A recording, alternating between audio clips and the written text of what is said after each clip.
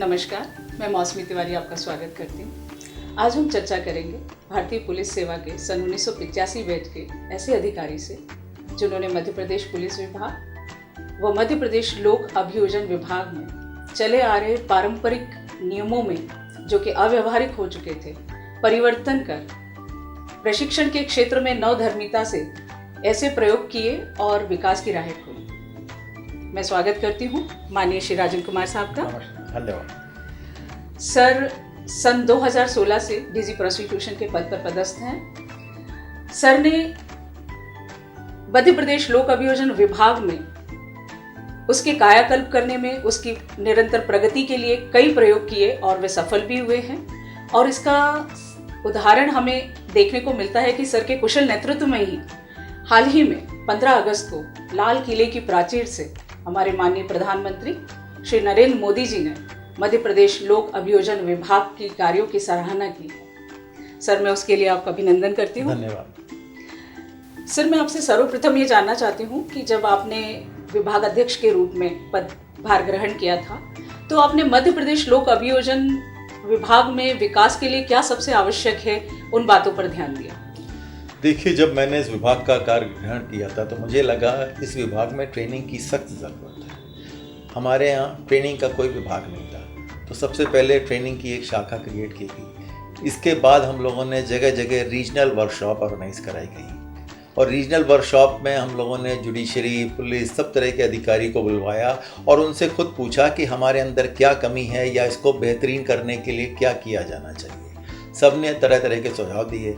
इसके अलावा हमने राज्य स्तर पर भी कई सारी ट्रेनिंग की वर्कशॉप करी और उसमें हिंदुस्तान के बड़े बड़े विशेषज्ञों को भी बुलवाया था और उनसे भी हम लोगों ने काफ़ी चर्चा की ताकि हम लोगों की समझ में आए कि हम कहाँ पर स्टैंड करते हैं और कहाँ पर हम बेहतरीन कर सकते हैं। इसके बाद नए जो ADPOs 2,500 ADPOs भर्ती हुए थे, उनके लिए पहली बार एक नया फाउंडेशन कोर्स ऑर्गेनाइज किया गया और उसको हम लोगों ने काफ़ी बेहतरीन ढंग से किया।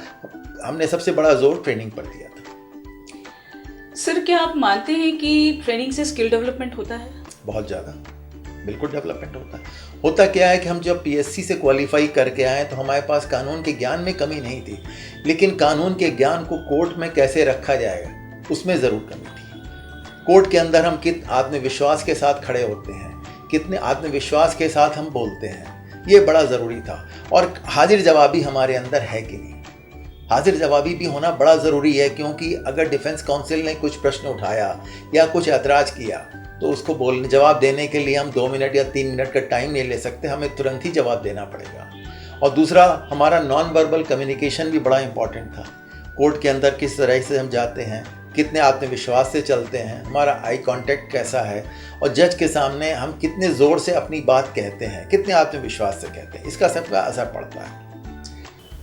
Sir as I know that you are very instrumental in training, sir हम जानना चाहते हैं कि आपने नए क्या क्या प्रयोग प्रशिक्षण के क्षेत्र में मध्य प्रदेश लोक अभियोजन विभाग में किए हैं?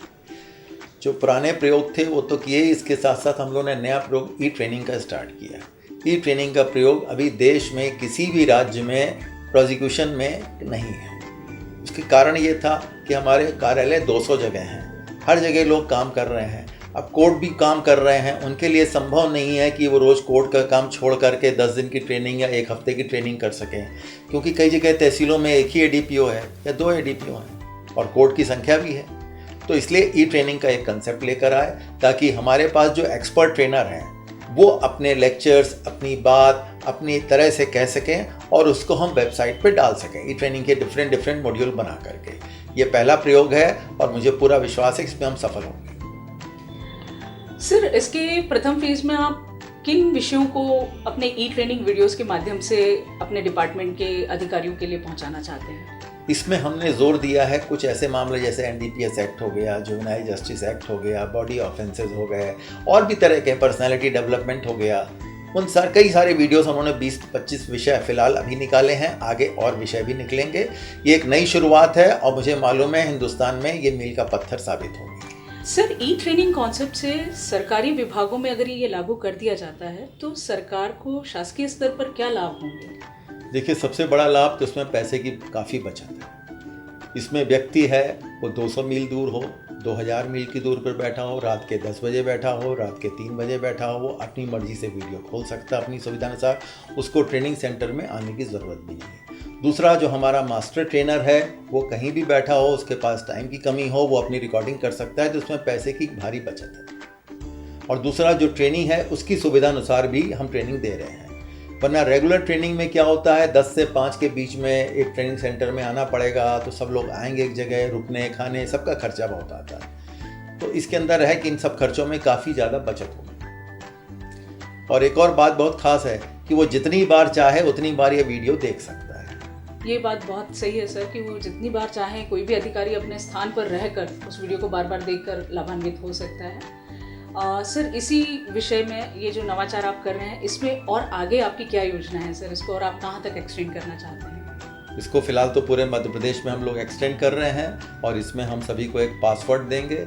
विचार फिलहाल 20 वीडियोस बनाने का है, लेकिन आगे संख्या बढ़कर के 100 वीडियोस तक पहुंचेगी और ये पासवर्ड सभी ट्रेनीज़ के पास रहेंगे, सभी एडीपीओस के पास रहेंगे। हम इसको ट्रेनिंग के साथ साथ डे टू डे अफेयर्स में आने वाली जितनी भी दिक्कतें हैं उन सब पर भी वीडियोज़ बनाएंगे, ताकि अगर कोर्ट में कल किसी को किसी भी केस में कोई दिक्कत आती है तो वो किसी भी तरह का वीडियो खोल करके देख सकता है कि मिस्टर एक्स ने इस केस में ये किया था, हम लोग भी इस केस में ये कर सकते हैं। तो ये विभाग में ज़बरदस्त परिवर्तन लाएगा, ऐसा मेरी आशा, अपेक्षा और विश्वास है। सर, आपसे चर्चा करके मुझे भी आज ये विश्वास हुआ है कि वास्तव में ये ई ट्रेनिंग कॉन्सेप्ट जो आप लेकर आए हैं वो अपने आप में एक यूनिक कॉन्सेप्ट है और ये न सिर्फ मध्य प्रदेश लोक अभियोजन विभाग को अपने विकास में सहायता करेगा, वरन मुझे लगता है कि ये पूरे देश के शासकीय विभागों में एक मील का पत्थर उदाहरण के रूप में साबित होगा।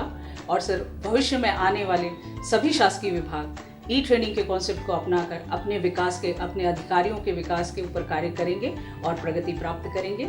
सर, मेरी बहुत बहुत शुभकामनाएं हैं कि आप इस कॉन्सेप्ट को लेकर पूरे देश में एक उदाहरण के रूप में प्रस्तुत हों। और सर, मैं आपको यहाँ आने और हमसे चर्चा करने के लिए बहुत बहुत धन्यवाद देती हूँ। Thank you.